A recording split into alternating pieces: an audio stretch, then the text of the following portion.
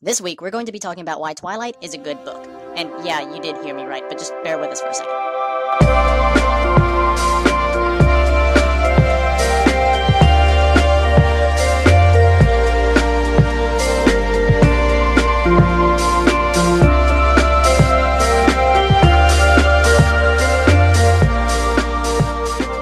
We've told you before that to be a good novelist, you have to read a lot of books.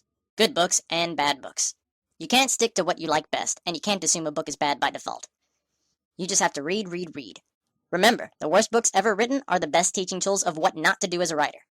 Now, I know a lot of people watching this who have very, well, strong feelings, to say the least, about the Twilight Saga.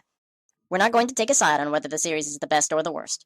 What we're going to do is objectively analyze a piece of literature, and do so specifically looking for anything of merit lying within the text.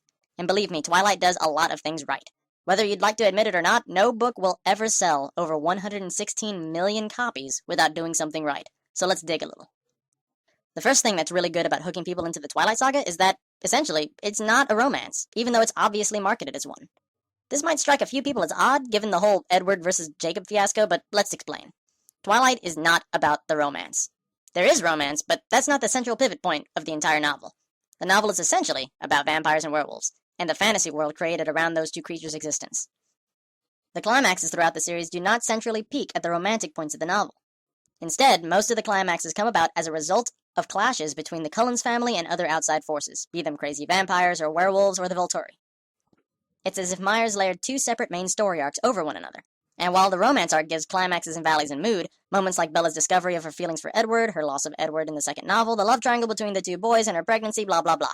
We also get a separate arc, one about monsters and different forms of magic and fantasy elements. The drama of the romance is always juxtaposed to the fact that, at its core, Twilight is about vampires and werewolves before the romantic relationships. We get the best of a romance and a fantasy at the same time. Along the same lines, the story is not about Bella. This might also strike some people as odd, as Bella seems to be the protagonist. Alas, she is not.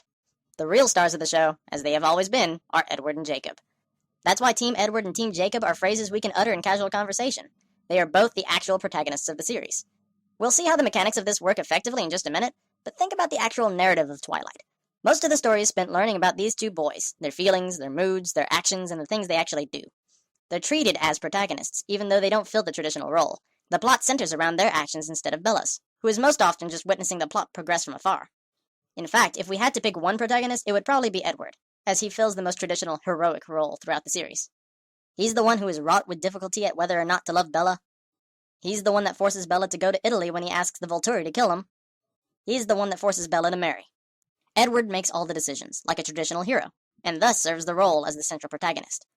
When Edward leaves throughout the second novel, Jacob assumes the role of the protagonist while Edward is away. The drama of having two protagonists at once in the third novel brings so much tension that it forces readers to choose a character to root for, making lots of tribalism in the fandom, which is, ironically, a good thing as it excites the base of the people reading the novels. But how is it possible that Bella inhabits the role of the protagonist without actually being the protagonist? This is achieved through our third example of what Twilight did so well, the use of the blank slate protagonist. The blank slate character is a concept whereupon a character is intentionally given very few identifying qualities. Their physical characteristics are left ambiguous, with the intent of being the any person, someone pretty much anyone in the target audience can relate to. Video games love to use the blank slate protagonist in their narratives. Think of games like Skyrim or Fallout. You create your own character from scratch, give him or her all the features you deem, and then set forth.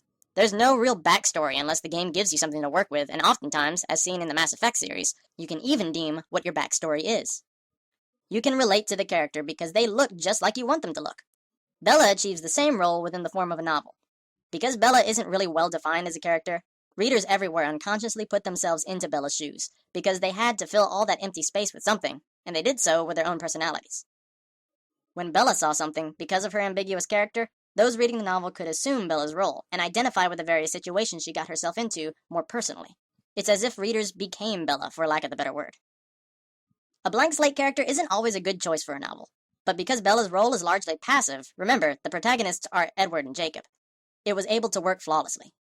Edward and Jacob are the characters that advance the plot in the story, and Bella's shy, sensitive nature allowed her to narrate endlessly about the various possibilities behind the lead character's actions, overthinking every scenario. Her melodramatization of every situation created tension and drama that brought about the climaxes in the plot. Furthermore, When Bella is brought into a situation of high climax directly, the climax peaks even higher for the reader, since the reader is able to feel like they can relate to Bella so closely. Moments when she's in pain, moments when she feels extreme sadness or fear, are that much more powerful, and feel more personal for the reader. Thus, when the resolution comes in the denouement of each novel in the series, the reader experiences that literary catharsis even more vividly than your average novel, simply because they had to fill in all the blanks left by Myers about Bella's personality. Whether making Bella intentionally a blank protagonist is a different story, but we'll leave that for another discussion. Again, we're analyzing Twilight because it is a novel, and because it is widely successful.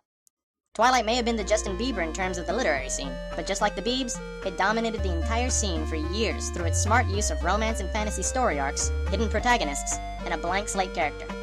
Let's be fair, Twilight isn't a perfect piece of art. There are plenty of flaws that we can critique, but if we let our disdain for the flaws overshadow what made this novel so successful, we'll never have a chance to learn from it. That's all for now. See you next time.